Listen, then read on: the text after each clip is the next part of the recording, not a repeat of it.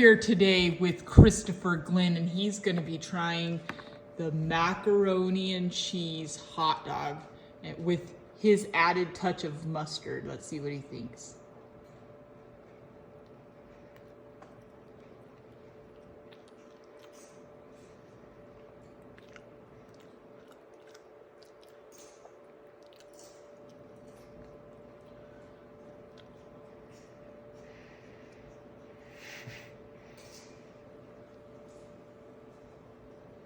I think it's really good.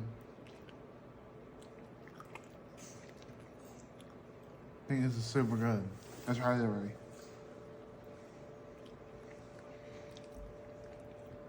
Does it have the chili on it? Mm-mm. But it's good?